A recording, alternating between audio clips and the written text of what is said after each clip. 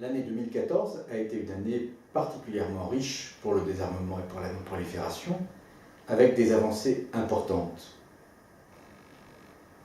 La première avancée, naturellement, historique, est l'entrée en vigueur, le 24 décembre 2014, du traité sur le commerce des armes, un traité novateur qui intervient dans un domaine où auparavant n'existait aucune norme de portée générale et universelle.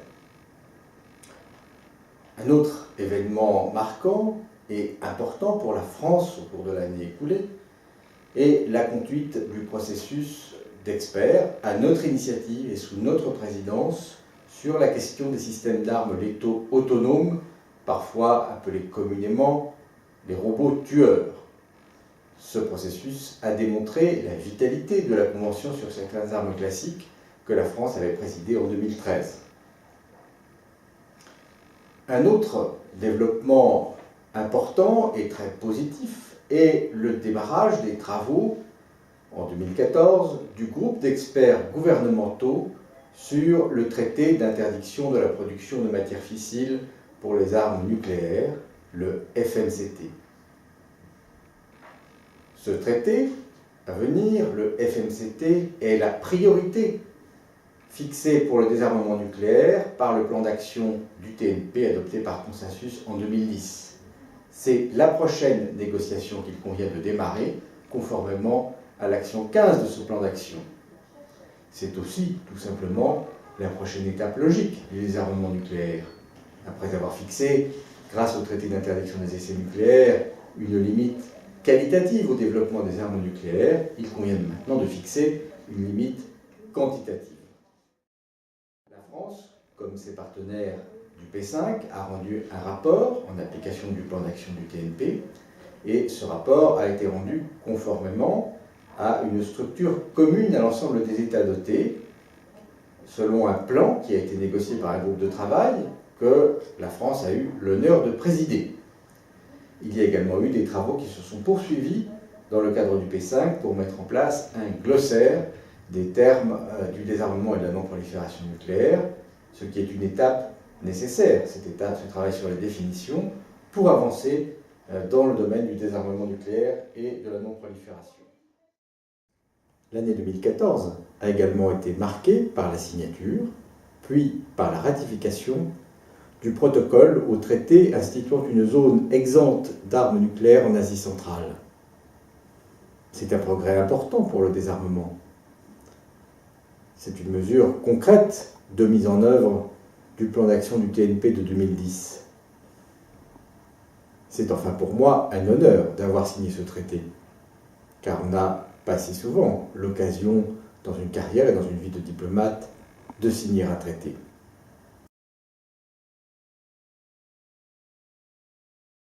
L'année 2015 s'annonce avec des enjeux majeurs pour le désarmement et la non-prolifération. Et elle sera marquée par une échéance majeure. La tenue, en mai, de la conférence d'examen quinquennale du traité de non-prolifération nucléaire. Cette échéance est naturellement dans toutes les têtes. La France espère que cette conférence sera un succès, comme le fut celle de 2010. Pour cela, nous devons bâtir sur l'acquis de 2010, c'est-à-dire sur le plan d'action adopté en 2010 par consensus. C'était la première fois que les États parties au TNP s'accordaient par consensus sur un plan d'action portant sur chacun des 3 piliers avec une feuille de route aussi ambitieuse. Cette feuille de route est une feuille de route de long terme. Ce n'est pas seulement une feuille de route pour 5 ans. Il faut l'approfondir.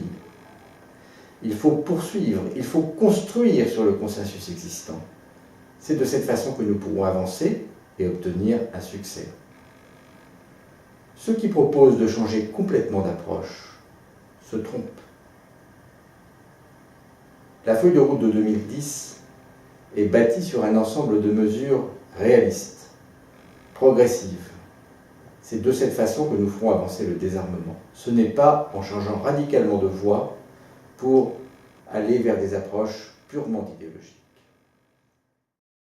Dès le début de l'année 2015, dès le mois de janvier, se tiendra la 3e session du groupe d'experts gouvernementaux sur le FMCT.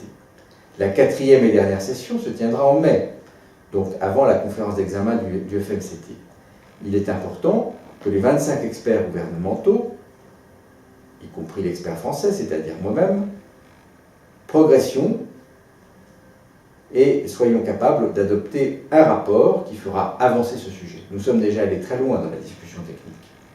Et l'impression qui en ressort, c'est que le sujet est véritablement mûr et qu'il serait assez facile d'obtenir un consensus acceptable par tous pour négocier ce traité si les négociations proprement dites démarraient.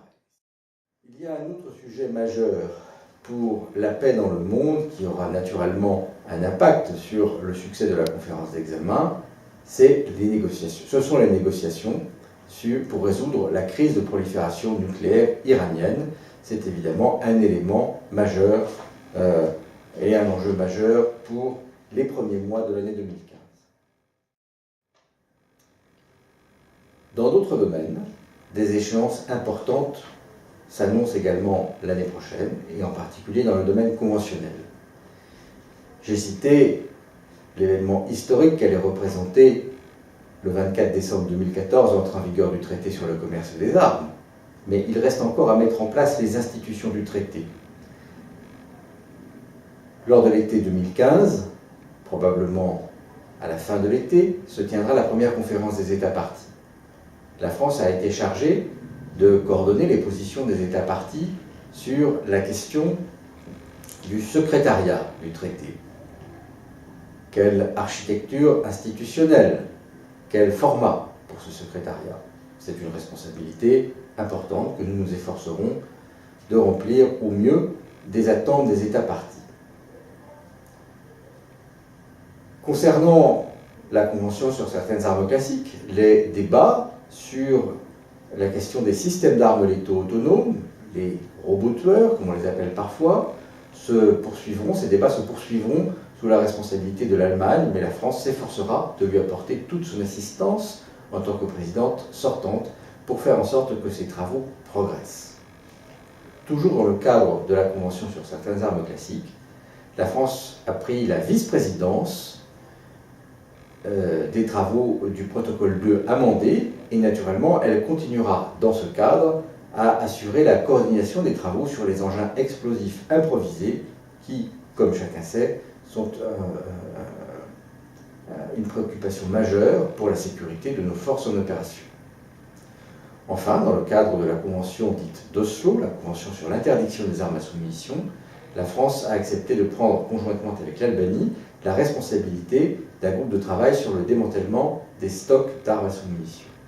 Cela fait pour l'année 2015 un calendrier chargé et l'équipe de la mission française auprès de la conférence du désarmement s'efforcera de remplir au mieux cette mission pour faire progresser le désarmement et la non-prolifération.